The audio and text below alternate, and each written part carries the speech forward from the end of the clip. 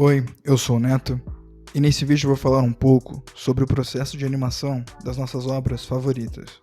Eu lembro quando saiu a primeira temporada de Invencível, como que logo no começo, no primeiro episódio, eu já fiquei preso na história para saber onde aquele enredo iria se dirigir. Se o autor, o Robert Kirkman, que criou obras como Walking Dead e Outcast, sabe de algo, é como criar uma introdução marcante, do tipo que te prende e não te deixa ir embora até ter a conclusão em mãos. De fato, a escrita da obra foi reestruturada para a versão animada, ainda mais por se passar anos e anos desde que foi originalmente escrita, quando o autor tinha 26 anos. Agora, muito mais maduro e com uma vasta experiência em obras de alcance global, essa visão mais desenvolvida foi capaz de pegar as sacadas geniais de um jovem adulto e transformá-las em pontos focais de uma trama que simplesmente não te deixa parar de assistir. Enfim, se por um lado, no aspecto do enredo, as críticas são pontuais, escassas e bem espaçadas, o mesmo não pode ser dito sobre a animação da primeira temporada. Bruh, look at this dude. Wait till you see the. No.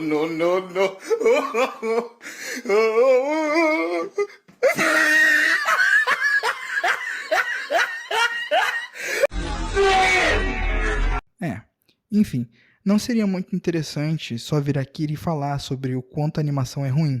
Eu resolvi ir um pouco mais a fundo. Foi só aí que eu entendi todo o contexto econômico e político que perpassa por rotas internacionais de investimentos e mão de obra que fazem obras de larga escala como essa serem produzidas.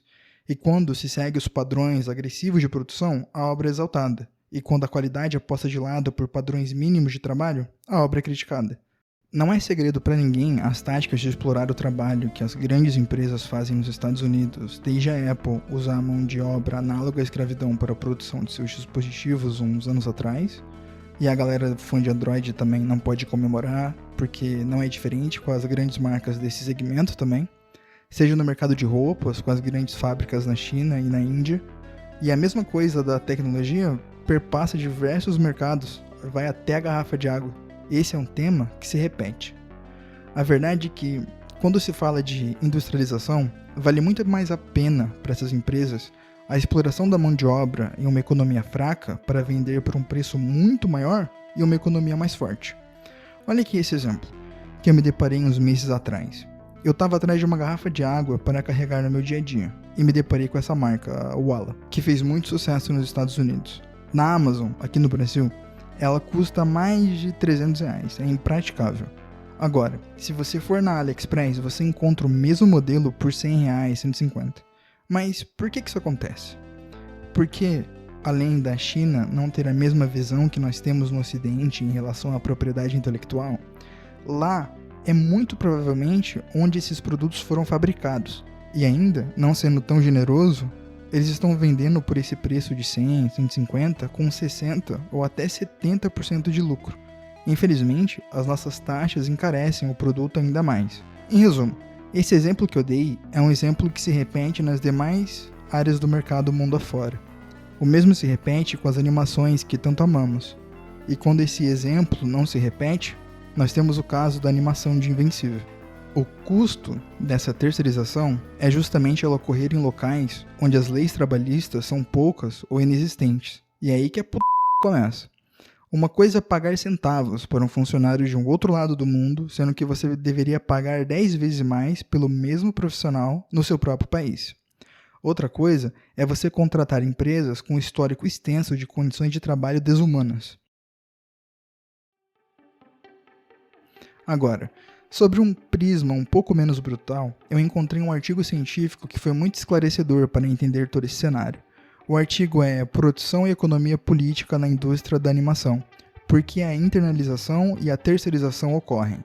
É uma visão muito interessante sobre a terceirização desses serviços e quais fatores são levados em consideração por cada parte, para que todo esse processo ocorra e, como resultado, temos animações aclamadas mundialmente como Pokémon, Dragon Ball e etc.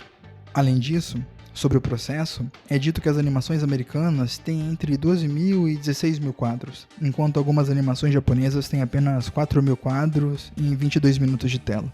O texto também versa sobre o custo de produção, e apesar de estar desatualizado, dado que o artigo foi publicado em 2004, ele informa que na época, mais de 60% do custo de produção do produto de animação ia exclusivamente para a mão de obra, enquanto equipamento e tecnologia ficavam com o resto.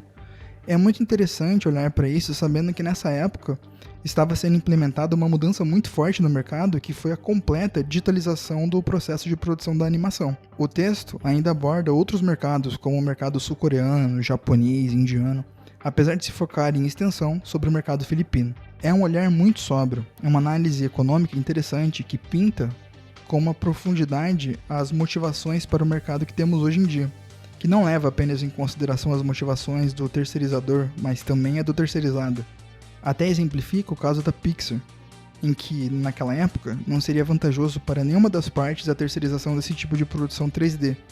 É claro que o artigo não se propõe a falar sobre a qualidade do trabalho e nem sobre suas consequências, mas de uma maneira macroeconômica, ele discorre as motivações pouco comentadas que influenciam nesses acordos, que de fora parecem apenas favorecer um lado, o lado americano, trazendo ao debate também um ponto de vista de que há lucro dessas empresas orientais com esse mercado. Mas, para além do que o texto se propõe, deriva-se dessas conclusões que esses benefícios não chegam nas mãos dos ilustradores. Agora, sobre os ilustradores de Invencível, os da primeira temporada são de estúdio localizado no Canadá, em Vancouver. E se você conhece um pouco sobre economia, quanto mais perto dos Estados Unidos e da Europa, mais cara é a mão de obra. Foi muito interessante ver como que uma empresa que não pode explorar tanto seus funcionários nesse ramo iria se comportar no desafio de executar um projeto tão grande quanto esse. Sendo que, se a Amazon quisesse seguir o script que vem sendo seguido até então, esse serviço seria terceirizado para uma empresa coreana, onde os trabalhadores fariam mais de 18 horas de trabalho todos os dias por valores abaixo do salário mínimo de seus respectivos países. Veja bem, fosse esse o caso, com o mesmo investimento, teríamos uma animação surreal, incrível, muito melhor do que a que temos. E se você apenas não se importa em pensar sobre esses fatores, dada a magnitude, pesquisa, complexidade do tema, e só quer ver o seu desenho, eu também te entendo. Em certa medida, eu também sou assim. Mas às vezes, você aprende algo novo e passa a ver com mais admiração certas obras. Às vezes, com um pouco de contexto, você acaba percebendo quanto esforço, quanta história, quanto trabalho, aspectos que passavam desapercebidos carregam em si, que estão lá, parados, esperando você conhecer a sua conjuntura e talvez apreciar um pouco mais.